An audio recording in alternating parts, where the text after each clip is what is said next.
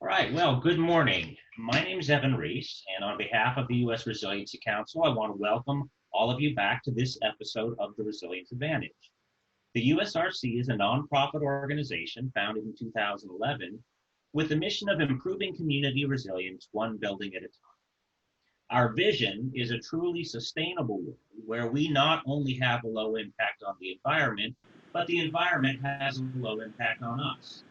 Through our earthquake building performance rating system and rating systems in development for other hazards like wind and wildfire, and educational programs such as the Resilience Advantage, we hope to motivate all stakeholders in the built environment to pursue, invest in, and reward resilient building design. The USRC has nearly 100 members in the engineering, architectural, and construction industries, and we've awarded 70 earthquake ratings to date, with our 100th expected early next year. So right now, it gives me great pleasure to introduce my colleague, Ali Sahabi. He is Chief Operating Officer of Optimum Seismic and has really been a leader in the sustainability and resilience movement for many years. Optimum Seismic is also the sponsor of the Resilience Advantage. Ali, welcome. Thank you. Good morning, ladies and gentlemen. Thank you, Evan, for your kind introduction. As you know, I have been very fortunate to be participating in sustainability and resiliency as a general contractor and a real estate developer since 1988.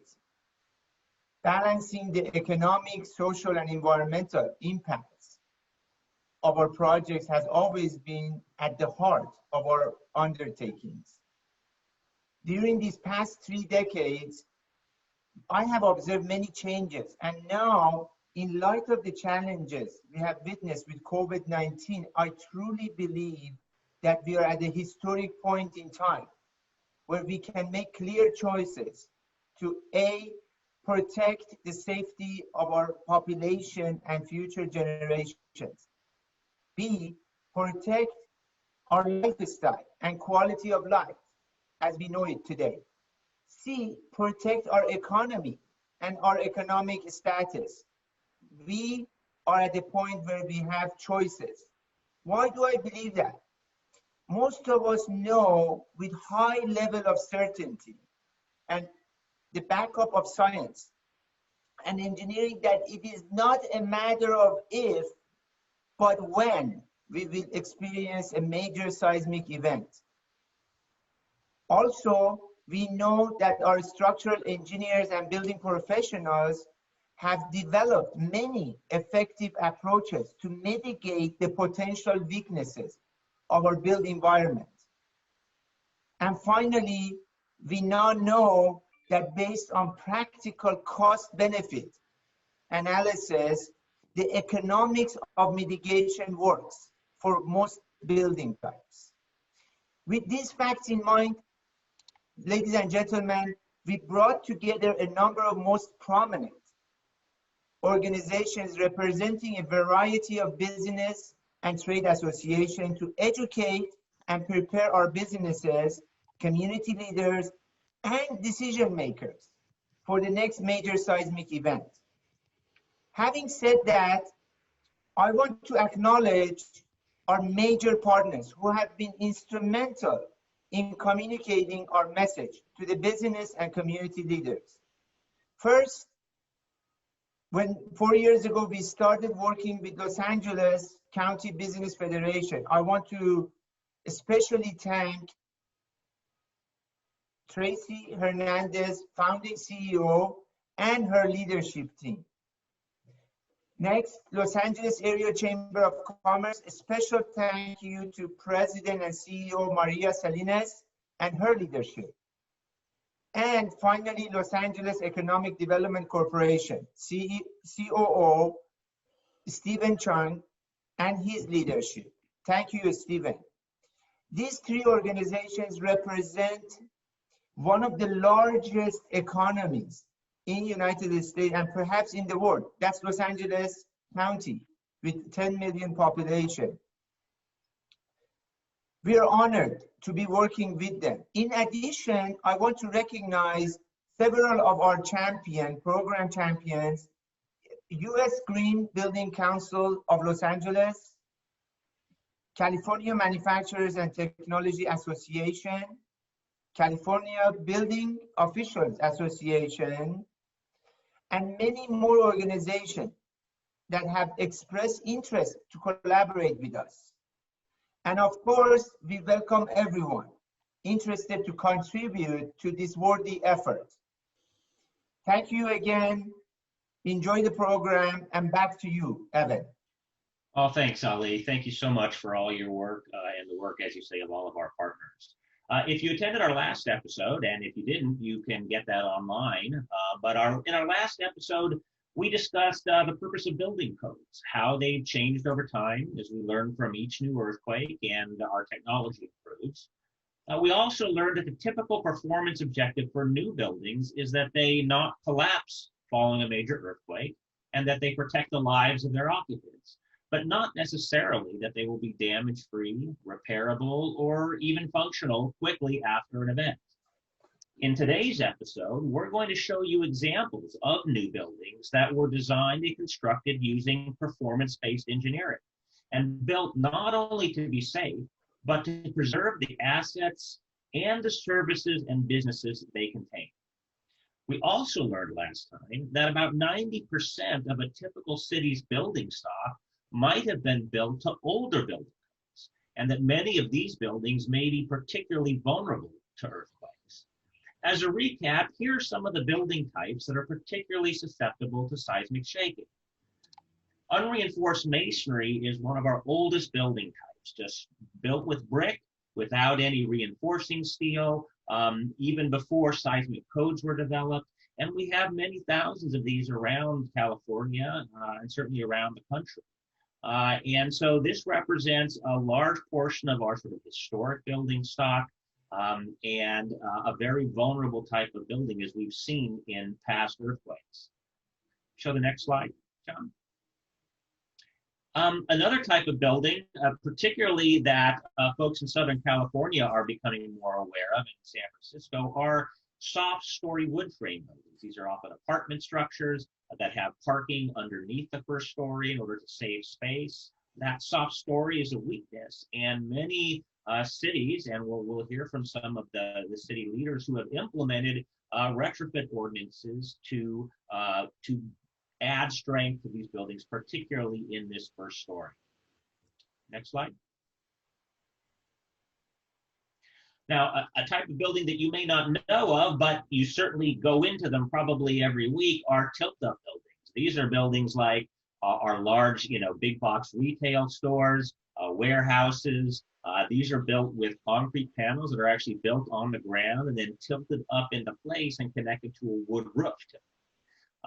And oftentimes, if the buildings are older, say mid 90s or early 90s, those connections of the roof to the wall aren't necessarily strong. And we've seen damage, particularly in the Northridge earthquake, of these buildings failing. Next slide. Another type of building that we learned about again in Northridge are steel frame structures, older steel frame structures, where you have large beams and large columns joined together with really big welds, and oftentimes those welds can be brittle. We have smaller buildings like this, but we also have some of our high-rise structures in major cities like San Francisco, Los Angeles, San Diego, that are constructed of older moment frames. Okay, and then the last type of building are non-ductile concrete frame buildings. These are buildings similar to steel, but made out of concrete, older without a lot of reinforcing steel. So, what we'll learn is that we will see in this episode, we'll hear from a building owner and an engineer about how they seismically retrofitted some of these older building types and the benefits that resulted when they did. We'll also hear from our panelists following the episode about how cities and business organizations have been successful in implementing programs to retrofit their inventories of vulnerable buildings. So, without further ado, I'm pleased to present to you our next episode of the Resilience Advantage. Welcome to the Resilience Advantage, a series brought to you by the U.S. Resiliency Council and Optimum Seismic. I'm your host, Evan Reese, and we'll be exploring what resilience means to our communities in the face of natural disasters like earthquakes, hurricanes, floods, wildfire, and now even pandemics. Resilience, the ability of communities to prepare for, respond to, and bounce back from disaster is of vital importance, now more than ever. The good news is, every day there are engineers, architects, construction companies, business and public leaders, and building owners who are creating a more resilient future, one building at a time. The purpose of this series is to share this good news, light the path forward, and hopefully encourage you to join, strengthen your commitment, and recruit others to the resilience movement. This episode features success stories using two of our most important tools, retrofitting to improve the performance of existing buildings, and resilient design for new construction. Private building owners and developers must weigh the cost of constructing or retrofitting a building with the returns those investments will produce. It's not always easy to make the choice to invest in resilience, but many are finding that resilient design can also be good business.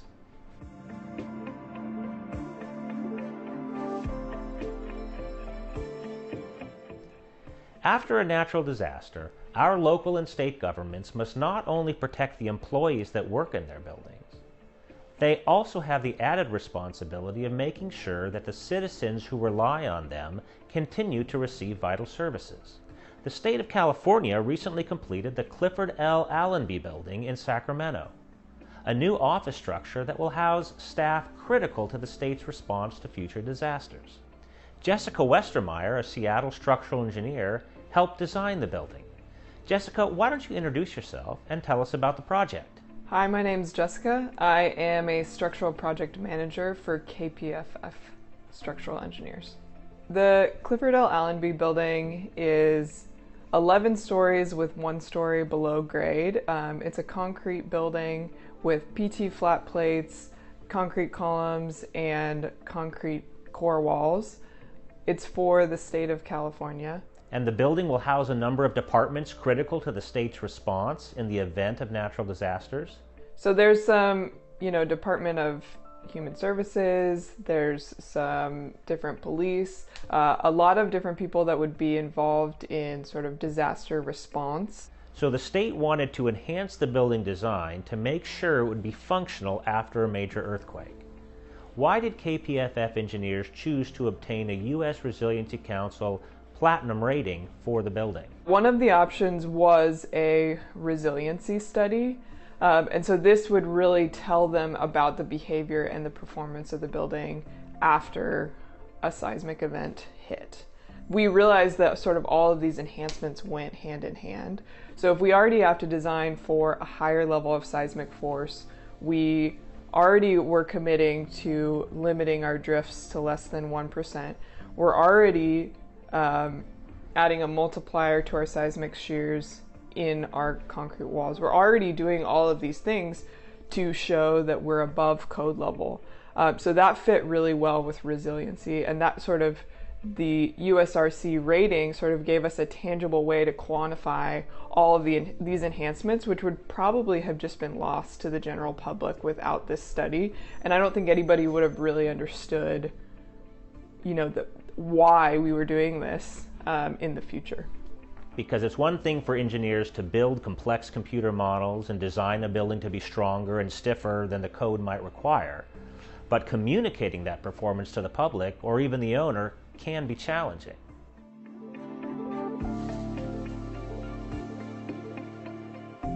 Our next success story is about another important bedrock of community resilience: schools. And in this time of COVID, we've seen how disruptions to our schools and our students' learning has been incredibly difficult.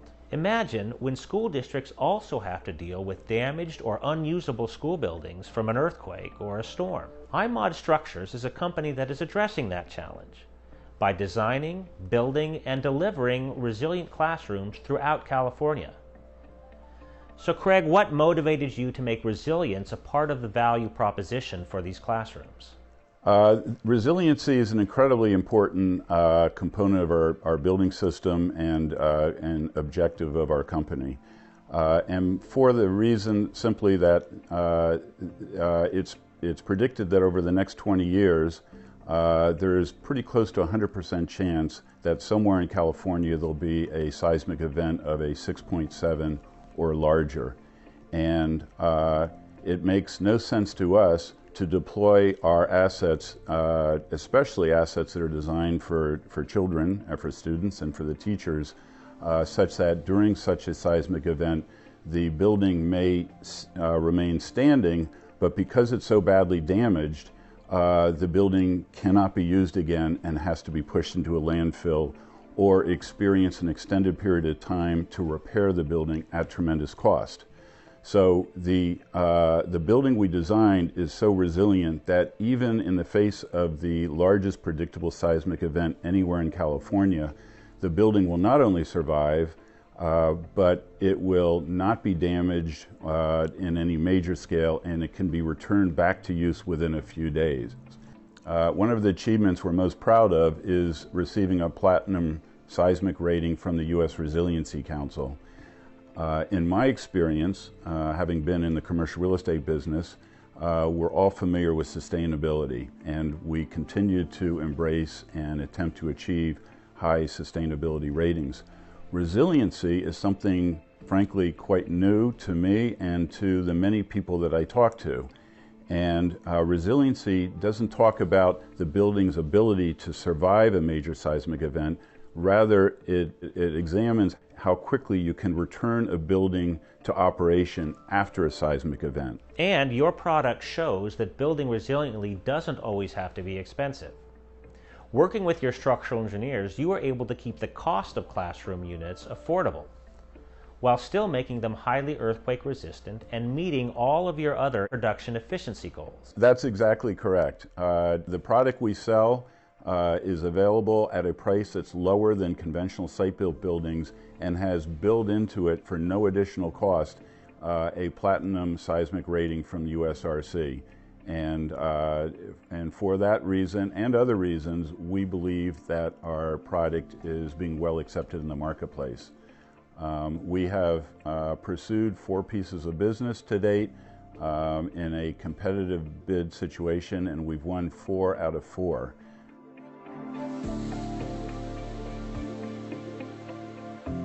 The lack of affordable housing has reached crisis proportions in California and many other states. When it comes to adding to our housing supply, developers and cities often try to expedite the construction of as many new housing units as possible by stretching their dollars as far as they'll go. This often leads to buildings being built to the minimum requirements of the building code with as little extra material as possible. We discussed in our last episode that the building code is designed to produce buildings that are safe, but many of them could suffer significant damage that requires demolition or leaves them vacant for months or years during repairs. It doesn't have to be this way, though. Structural engineers with expertise in performance-based engineering are finding innovative ways to make new housing more resilient at a minimal cost premium. I had a chance to catch up with one of these engineers, David Marr, at the National Earthquake Conference in San Diego last spring, to learn how he's making it happen. The project I'm most excited about is a affordable housing project in San Francisco. It's called Casa Adelante. It's a 9-story building. It's 100% affordable housing designated for seniors. 25% of the units are designated for formerly homeless. So if you think of the population, the folks in this building, they don't have a lot of resilience. They don't have extra money. They can't go to hotels after an earthquake. And so the dynamic here is that there's a both kind of need, opportunity to make a building that's more resilient, that allows folks to kind of stay in their homes while repairs are happening. And what kind of technologies did you use in this building to make Casa Adelante more resilient? We collaborated with a professor from New Zealand, Jeff Rogers. He fabricated and developed this lead extrusion damper for us, and we embedded the damper kind of in the foundation. So when the walls take the big earthquake hit, the foundation rocks, the damper gets activated, energy comes out, and then the weight of the building helps recenter it. Same like technologies that you have in cars, it's exactly a shock absorber. So in terms of performance, how do you expect this building to behave? The structural damage will be sort of limited and repairable, and won't impede people staying in the building. We want to be able to keep people in their homes while repairs are going on. So we're thinking like drywall taping and mudding and things like that. So it's inconvenience, but again, we're dealing with avoiding homelessness and displacement, and so the repairs are limited. And so what does having a building like this perform well in an earthquake mean for the entire city of San Francisco? So think of the city as a kind of big community organism, and they've got the expectation, and this is what we've seen after other earthquakes around the globe, is that resources are stretched really, really thin. It's a mess, there's damage all over the place. And so keeping people in their homes and keeping them safe while they can arrange repairs is key to sort of having a city and a community recover and bounce back. Resilient design is not just for new buildings. In fact, it's critical that we counteract that myth. In most cities, nearly 90% or more of the built infrastructure was constructed prior to the adoption of modern building codes. Some of these structures can present life safety risk in an earthquake or other natural disaster. Replacing all the vulnerable older buildings would be far too expensive. And some are iconic historical landmarks important to the community. Fortunately, structural engineers and architects are teaming up with expert contractors to seismically retrofit and preserve these buildings, making them safe against the future big one. Unreinforced masonry is one example. These buildings, often 100 years old or more, were constructed with brick walls without any sort of reinforcing to hold up against earthquake shaking. In the U.S., collapse of unreinforced masonry structures poses the greatest safety risk during an earthquake. Cities and owners are finding ways to balance the need to upgrade these structures while also preserving charming character and civic history. One such project is the Blackstone Hotel in San Luis Obispo on California's Central Coast, which was recently renovated and seismically retrofitted. Optimum Seismic was the contractor that did the restoration.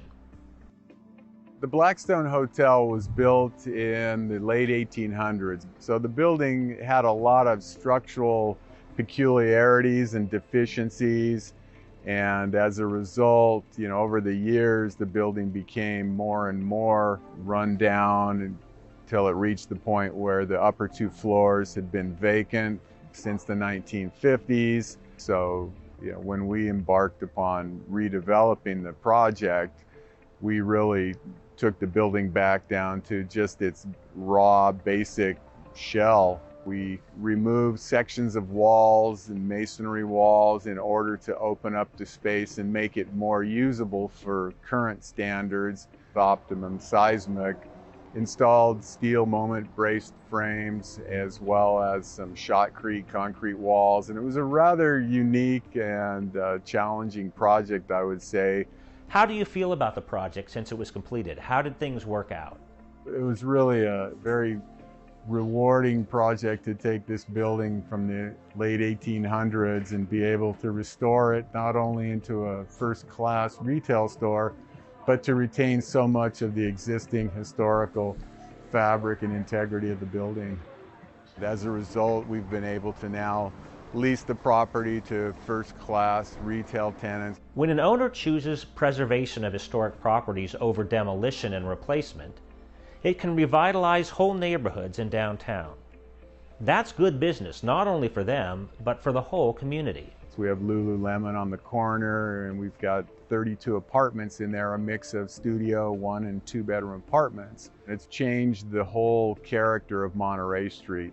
So when we undertook the redevelopment of this project, which we call the Monterey Street project, it really transformed this area. And not only did we redevelop all of the properties along the western side of Monterey Street, but as a result, and because of the renewed vitality to that side of the street, many of the other properties on the opposite side of the street from us also became much more vital, and now as a result there are restaurants and retail shops that resulted in somewhat of a resurgence or a revitalization. In Monterey Street now, the foot traffic along Monterey and the quality of tenanting and the amount of vitality on the street is just remarkable compared to how it was when we started out.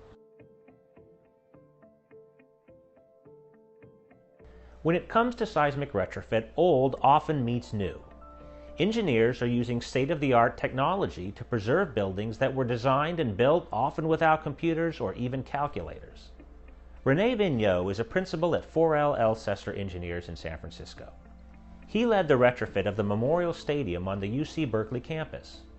So Rene, tell us a little bit about the history of the University of California Memorial Stadium. Sure, it was built back in the early 1920s. There was this one site at the east end of campus that it was a natural valley. It really was bowl-shaped already. There is a fault running right through the stadium on its north-south axis, almost completely symmetrically through the stadium. What fault is that? That is the Hayward Fault, which is a very active fault in the East Bay of the Bay Area. In the geologic record, it has earthquakes at about every 140 years, and the last major earthquake was in 1868, which means we should have had an earthquake in 2008 by the law of averages. But what that means in 2020 is that there is a very good chance of an earthquake coming. So your firm was hired to retrofit the stadium. What solution did you come up with? Well, the main issue for us, beyond the normal thing we do, which is designed for strong shaking of the ground, is that when the fault crosses right under a building, it actually can move the ground at the ground surface laterally. And in this case, the design movement was 6 feet. So that means that the west side of the field could move 6 feet north relative to the east side. So what we did is we isolated the portions of the stadium that go over the fault and joint them from the adjacent parts of the stadium, and then basically turn that piece of the stadium bowl into a bit of a bunker with concrete walls throughout the structure, all sides, and oversized so that it really will move as a unit. The owners of the buildings we've highlighted in this episode have improved the safety of their buildings' occupants, thereby reducing their personal liability, preserved against catastrophic loss, an asset that may be worth tens or hundreds of millions of dollars, and made it more likely that after a major earthquake they will be back in business, earning revenue, and serving the public. Despite the challenges we're facing as a society today, we can choose to look forward and better prepare for the inevitable challenges yet to come. Through targeted efforts now, we will benefit from protecting our economy, the financial strength of individual businesses, cities, and regions, and our legacy to future generations. In our next episode, we'll go deeper into the design of new buildings. Even though they are a small percentage of the overall buildings in our community, new construction is in many ways the most direct path to harnessing the value of resilience. We will look at how owners are able to make a strong business case for going beyond building code minimum design, securing a positive return on investment in the process, and how working with a team of expert design and construction professionals, resilience can be achieved affordably. Thank you for watching, and please join us again next time on The Resilience Advantage.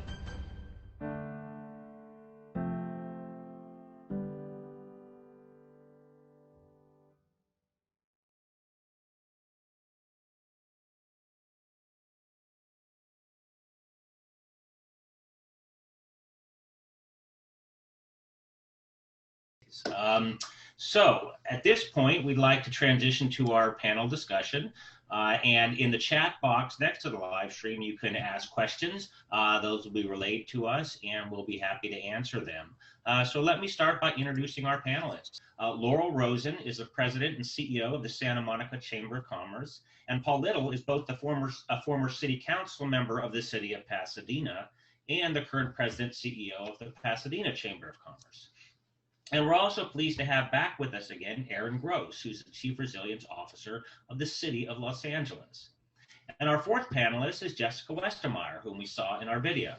Jessica's a professional engineer and a structural associate for KPFF Consulting Engineers in Seattle. And Jessica recently worked on that new Clifford L. Allenby State Office building that you saw in the video. So Jessica, why don't we start with you? Why don't you tell us a little bit about your background and what you do as a professional engineer for KPFF Consulting? Hi, yeah, so I am a structural engineer and project manager for KPFF. So I work on a variety of projects of all shapes and sizes all across the West Coast. And so, yeah, the Clifford B. Allenby building, I was brought on to sort of manage the structure, work with the architects and the owners, and sort of make that become a reality. So, you know, a construction project, especially one that large, involves a really big team, right? You've got engineers like yourself, you have architects, contractors, the owner. They drive toward the same overall goals, but sometimes they have competing interests. How did the team on the Allenby building come together to achieve such a resilient building? Yeah, so the great thing about this building was the owner came in already knowing that they wanted an enhanced design, but we were able to work with them and sort of pinpoint U.S. resiliency ratings as the way that we wanted to showcase this enhanced design. So from then, it was really just convincing the rest of the design team. It was a design build project. So the first thing we did was go to the architects, and they were very easy to bring on board. This building it's LEED Platinum, lots of interest in occupant health. So it was going to be above and beyond a great office building no matter what. And so to be able to also showcase a platinum resiliency rating was just one more thing that they could add to that. So they're very excited about it. And then the contractor obviously is concerned about schedule and budget, right? And so we were able to have these conversations early on and show that there would be no impact to the schedule and that there would be a very, very minimal cost increase, super small in comparison to the overall budget. And so once they knew that, they were really excited about this as well. And so when everybody's on board, resilient design was never on the chop block. And so it was able to carry out all the way through the end of the project successfully. That's great, Jessica. Well, it was a wonderful project. I got to attend the topping out ceremony, which happens when they sort of complete the highest point in the structure of the project. And it was a wonderful experience. Jessica, what were some of the key design features that you incorporated into the building to achieve resilience?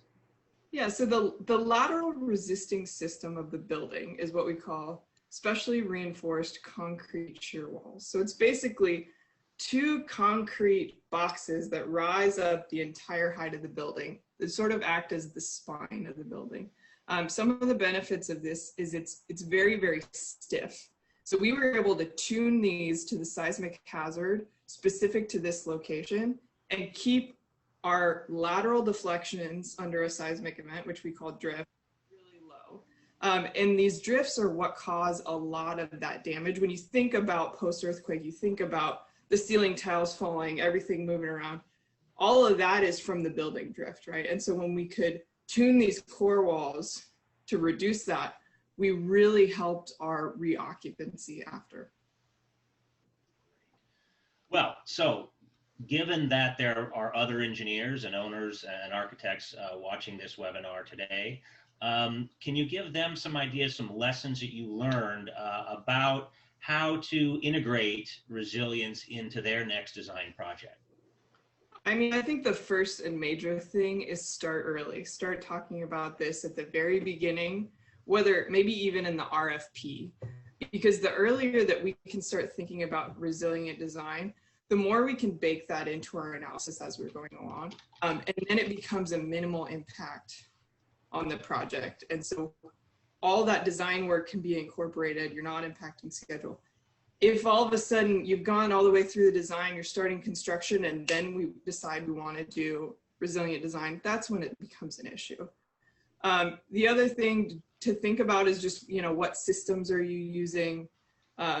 Like I said, this was a concrete shear wall building, so it worked very well for load drifts. Some things like steel moment frames or more flexible buildings, they're going to require different strategies. And then also just the seismic hazard level where you're at. So this building was in Sacramento, which has real seismic hazard, but it's less than, their neighbors in San Francisco. And so being able to do an enhanced design in Sacramento looks quite a bit different than doing an enhanced design in San Francisco. So these are all kind of things you want to think about. But again, the key is just to do it at the very beginning. Right, and we saw obviously some examples of retrofitting structures, and that's much more challenging than starting from the beginning. So Laurel, thank you for joining us today. I appreciate all the work that the City of Santa Monica Chamber of Commerce is doing. We've had a great relationship over the past few years in promoting resilience. Why don't you tell us a little bit about yourself and your role at the Chamber? Okay. Thanks so much, Evan. So I'm Laurel Rosen. I'm President and CEO of the Santa Monica Chamber. For 13 years now as CEO, but also very active on the board and vice chair for an additional 9 years. So I've invested a lot of time and love and energy into this chamber, into this city. And one of the things also is probably important to say is I'm one of the founding members of Santa Monica Organizations Aiding in Disaster. And so we've worked over the last 20 years really looking at what we need to do to help keep our city safe no matter what. And Paul, you have two perspectives on this. You are a former city councilman for the city of Pasadena. Now you run the chamber. So sort of tell us a little bit about yourself and the kind of perspective you have looking at it from the city's vantage point and from the vantage point of business owners in Pasadena. Oh, you're on mute. Sorry about that. My family prefers me on mute. I have a lot of perspectives. I live in a 107-year-old craftsman house in Pasadena. Have spent quite a bit of money actually replacing my porch and my chimney, which are made of brick. On the city council, I came in after Pasadena had passed the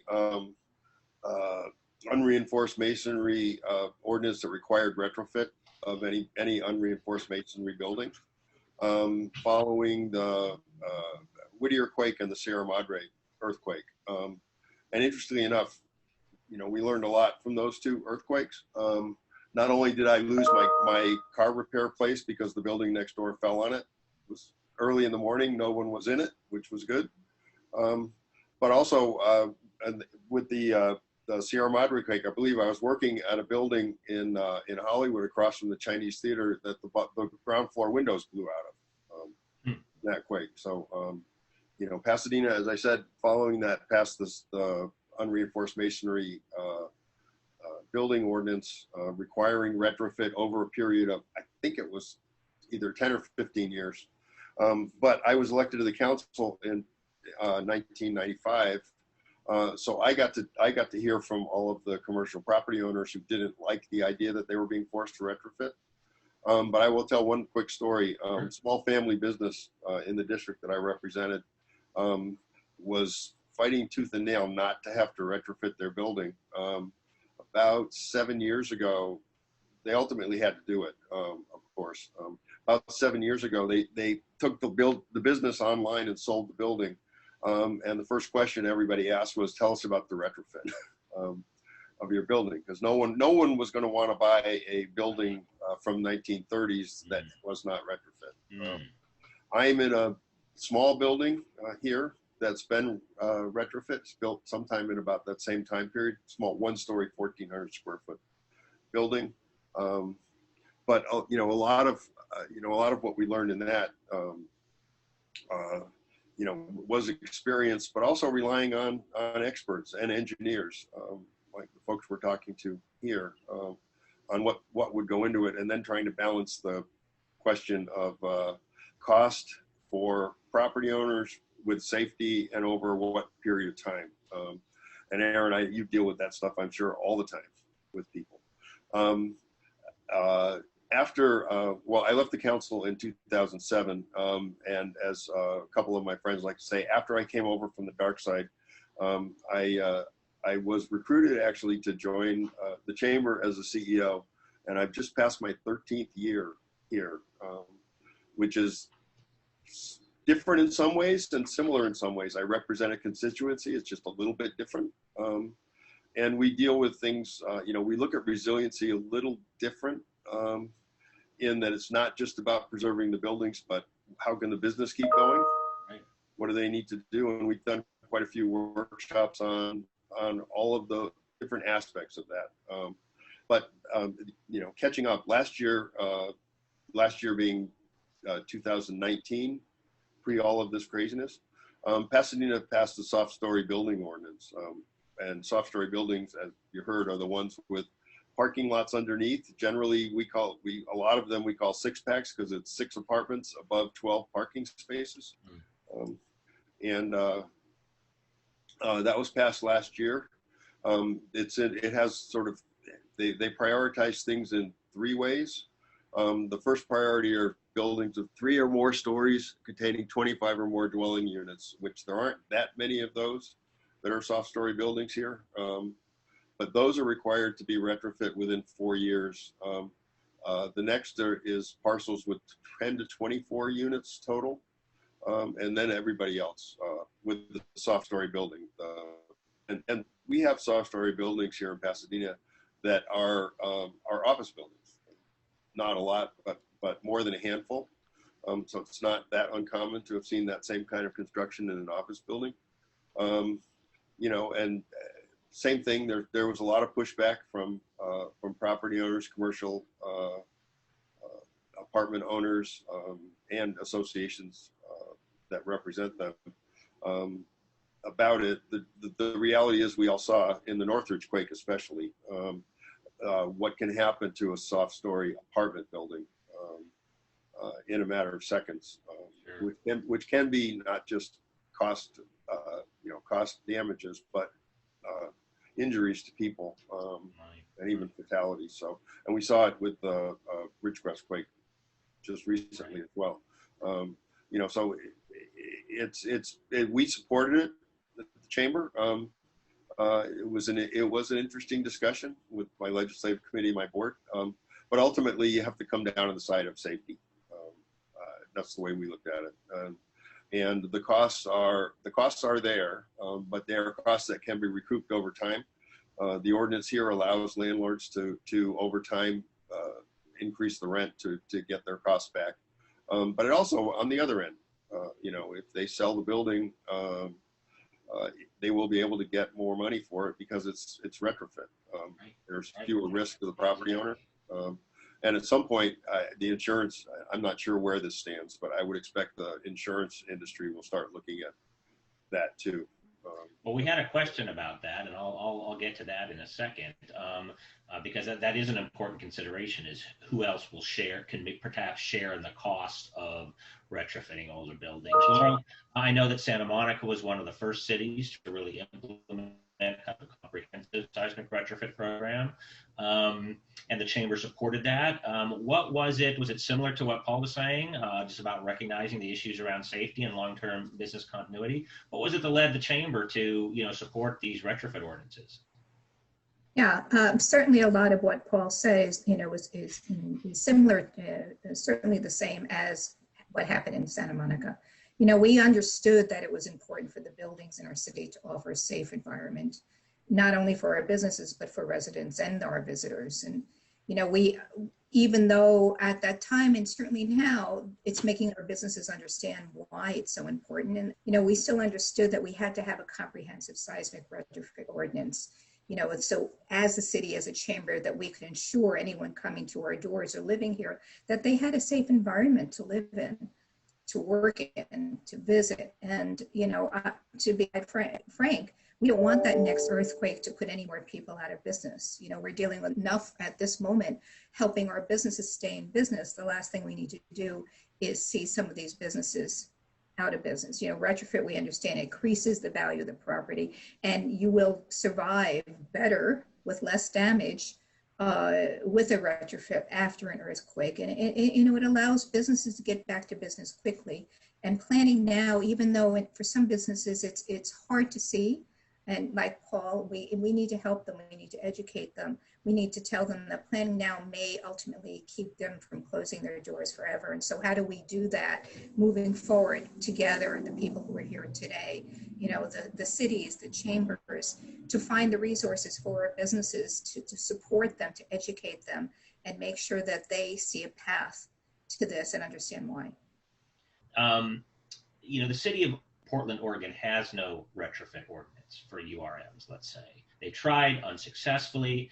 And then what that means is very few people are actually retrofitting their buildings up in Portland because that's a cost that they have to spend that their competitor might not have to expend. Was there some value in sort of having a level playing field, you know, where, you know, everybody in the city with that kind of building had to address it, so that you as a building owner didn't feel that you were taking a risk, if you will, in investing in that say your competitor didn't have to. Did that help the business owner comfortable about knowing that sort of everybody in their position had to do it as well? Do you want to start, or I'll start again? Paul, Well, okay. Laura, why don't you go ahead? Sure. Well, I mean, first, obviously, you know, it is a requirement. And so the rules are applied equally to everyone. So that's really the first, most important thing. That's the reality, you know, and that's what the city, you know, created a type of timeline that helps everyone. It's not based on building type, it's based on uses, you know. So people have to understand that we all have to work together. And if we have this even playing field, it directs the time and energy, you know, to the right places, so the outcome is good for everyone. And do we, again, need to help them understand the benefits of providing value, you know, increasing value for their building, you know, to be able to have, you know, decreased liability if there's injury, if their employees are hurt. There's many different reasons why planning now can save them a lot of suffering and misery at the end, and possible complete closure. So I think that knowing everyone, first of all, everyone has to do it. We have over 2,000 buildings that have been identified as needing retrofit. So making people understand that everyone is addressing this, everyone has to address it, and that there is support and benefits is where we're going to get them all in the same playing field. Paul, do you have anything to add? I mean, I think, you know, they're all united in not being happy about having to spend money on their property. But I think as Laura said, the educating people about the value, you know, and the diminution of risk in a lot of ways that come with retrofitting your property. We, you know, for us, the soft story building ordinance, we did a workshop with Ali and Optimum Seismic last year with commercial property owners, apartment owners, and basically explain to them one, the risks they have now, the risk to their buildings. There's a wonderful video that Caltech put together that shows what would happen if there's, I think, an 8-point earthquake on San Andreas, and what the impact will be in the LA basin. You know, that we showed everybody. And it really helps for people to have a clear understanding of the risks they're taking by not retrofitting their building, and the financial risk they may be taking if their tenants are hurt when their building's not retrofit, and the value on the other end, which is the building has an increased worth after this is done. Given the information, understand that. You know, and the city of Pasadena actually, you know, by allowing the landlords to recoup the costs over time, have made it more or less a zero cost option for people. So, and that helps, I think. You know, the good part here, not maybe not when I was on the council, but now, was they were responsive to commercial property owners' concerns about costs. That's a great response. I'm going to get back to that with a question in a minute on that. But I'd like to bring Aaron into the conversation, and from the perspective of a slightly larger city, right? What can you give us some idea of how a city as enormous as Los Angeles was able to successfully implement, as Laurel says, educate building and business owners about why this is important, not just because it's the law, but because it's important? Why don't you give us a perspective from Los Angeles?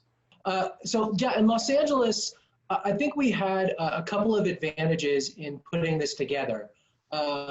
Unfortunately, one of the advantages was the Northridge earthquake, that it was, even though it was 25 years ago now, having that example in your city to point to, and to have actual people and business owners and residents that had losses, whether it was life or financial or just having to deal with it, was really a way to get people engaged, to remind them that this is not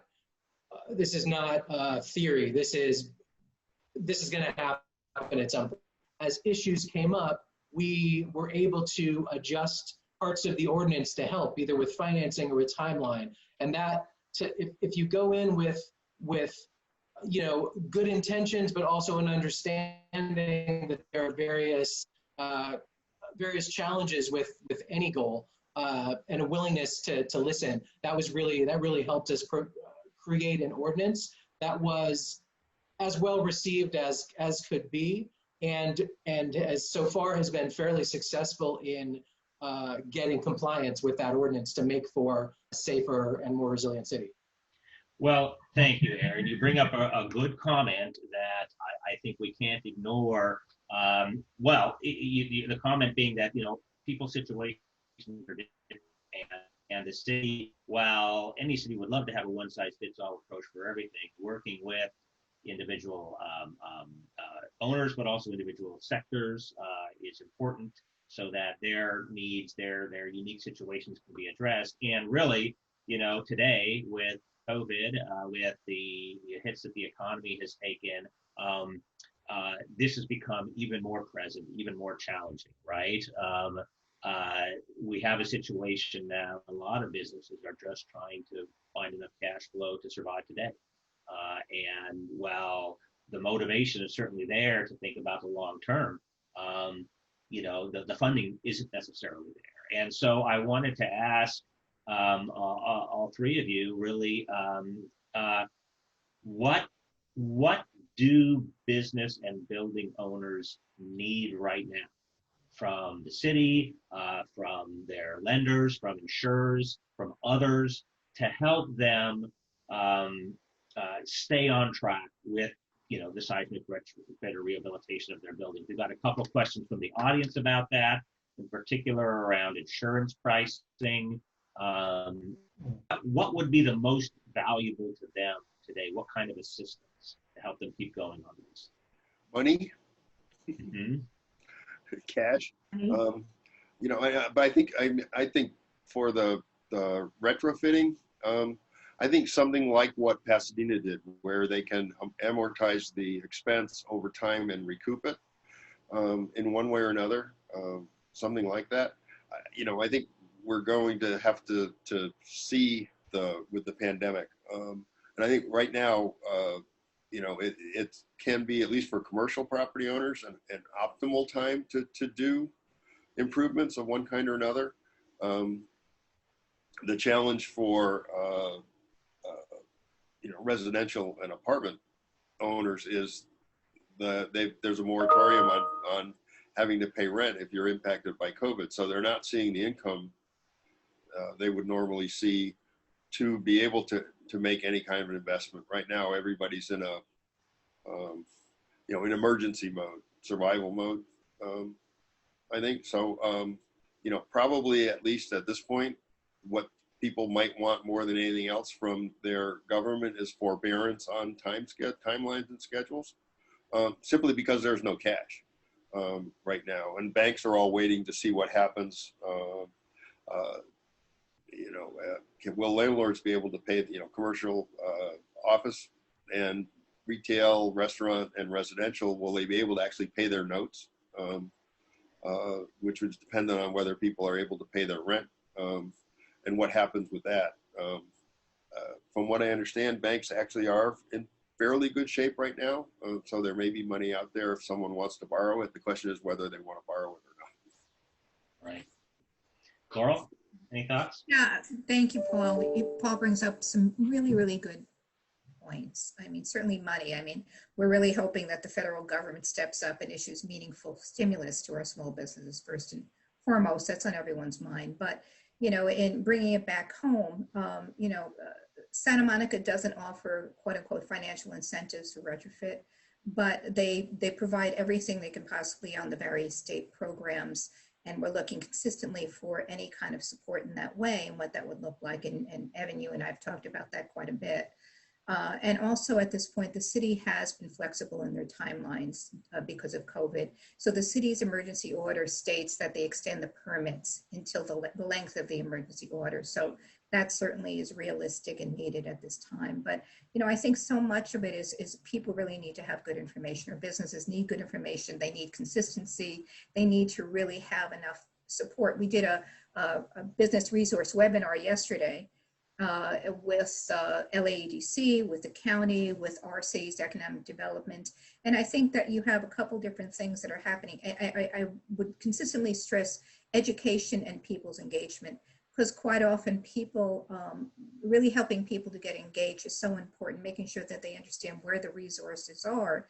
And our city just extended the lease moratorium once again, but to Paul's point, on the other side of the coin, chamber represents everybody, what's happening with our landlords and what's happening with the banks and funding and lending, and who's looking at programming around that to actually support. So we certainly want to support our businesses with any kind of deferred revenues, payments that they have to make, but also we have to look at each one of our sectors and see how they're being supported through this as well. So I think, it's always going to come back to how are they being supported? How do they see the path? It doesn't matter what issue it is right now, whether it's COVID or whether it's retrofit, is our businesses need more support than they ever have. They need to be handheld more than they ever have. And certainly, people from LADC and others are doing fantastic work to get information out, to guide and consult. But I think we need to really get through some of these most pressing issues right now to be able to feel like they actually are going to be in business tomorrow or next week or next month. It's difficult to think about retrofit when you think you're going to be closing your business in 3 weeks. Not really on the top of mind. So I think you can't separate any of this. I think we have to work very, very hard and dig deep to see how we work together regionally to support our businesses.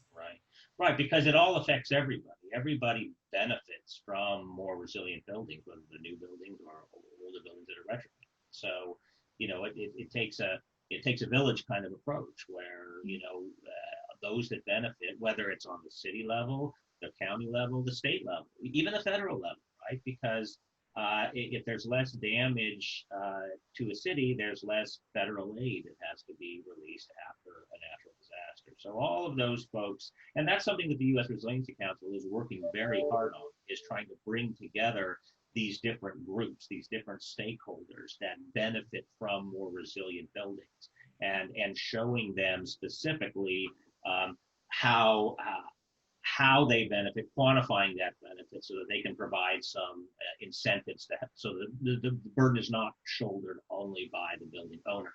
One of the comments that we had, one of the questions from one of the attendees was on neighborhood associations and neighborhood councils, and how are we engaging with them?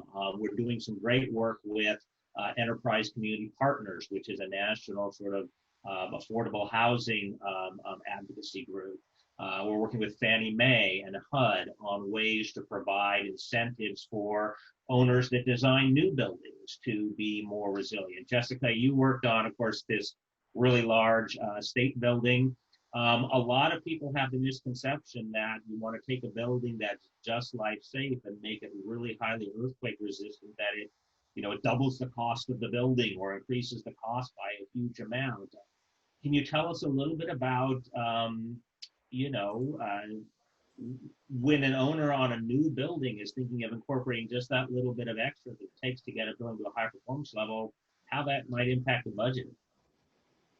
Yeah, I mean, obviously it's very tailored to each particular building. In our case, what it shook out to were walls that were maybe a few inches thicker, a little bit more reinforcing, and then a little bit of special detailing in like some of our MEP bracing, things like that.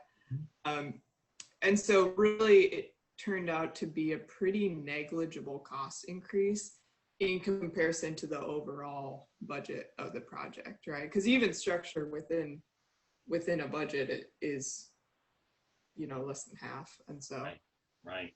And we saw that in the video today too, and a couple of the other interviewees on the video, that the design of the Casa Adelante in San Francisco is a $42 million project. The additional cost of those dampers that they placed was about $100,000, so less than 0.25%. And the new IMOD structures,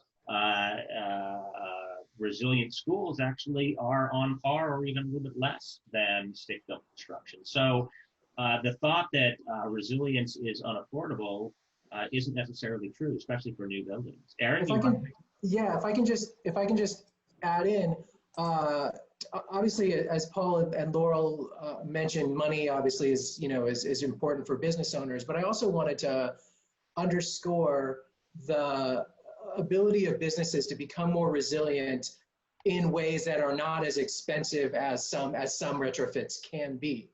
We definitely need to keep a focus on retrofitting when and where we can, but in this time when businesses are hurting, some of the work that the U.S. Resilience Council and your partners here are doing to provide information and to provide resources are really important. There are ways that businesses can become more resilient for their customers, for their employees, that are low or no cost and can be done right now while they are hurting or while they are reconfiguring the way they do business. Businesses all around the world are changing the way that they interact with their customers and with their employees. And with a little bit of thought about long term, there are ways to be more resilient. As an example, Mayor Garcetti unveiled a program recently within the last couple of weeks to help businesses, small businesses, have a bigger online presence so they can communicate with their customers and even their employees, but mostly their customers, in a way to be able to provide the services that they provide. Being able to do that is a way to be more resilient that is low or no cost, as opposed to big structural things that need to be done as well. Having plans for communications, having non-structural fixes within your businesses are things that businesses can do now as they're thinking about reopening to be more resilient. And all of the partners that you mentioned at the beginning of this are amazing resources to be able to find sometimes funding, sometimes resources, sometimes best practices on how to do some of these fixes to make businesses more resilient. Great, thank you, Aaron. Well, look, thank you, panelists. Probably a few more questions to ask, but recognizing that we had some challenges in the beginning, I think I'm going to wrap up the questions there. But I really appreciate your willingness to join us today. So to our audience and to the panelists, I want to thank you for attending this episode of the Resilience Advantage. I think what we will do is we've recorded this, and so we will, at the end of this, repackage it, both the introduction, the video, and this panel Q&A, and provide all the attendees with a link so that they can see it, watch it again if they missed a part, watch it all the way through, send it to their colleagues in a way that will be smooth. So look forward to that. All those that have registered, we'll send you out a link shortly with a nice packaged version of this. So, really, I hope that what you see throughout both the video and through the great,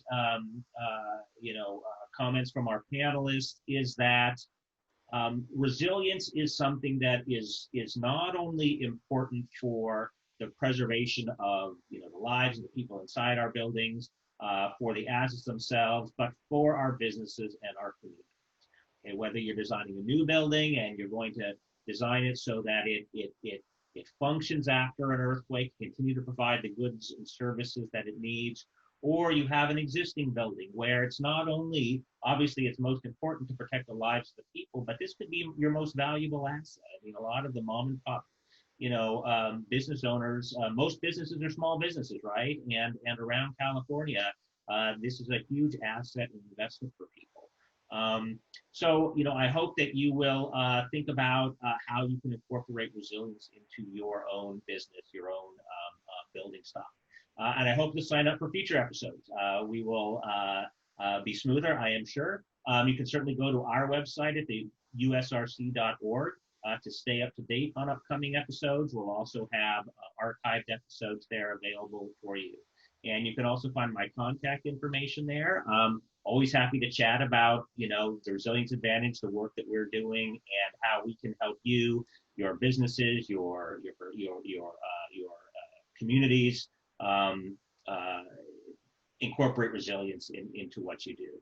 I really want to thank again the Los Angeles County Business Federation, BizFed, the Los Angeles Chamber of Commerce, the LA County Economic Development Corporation, and particularly Optimum Seismic for their support, their partnership with us on the Resilience Advantage. And we'll have in future episodes, we'll look forward to having folks from the California Manufacturers and Technology Association, U.S. Green Buildings Council, and others to tell you about some of the good work that they're doing as well.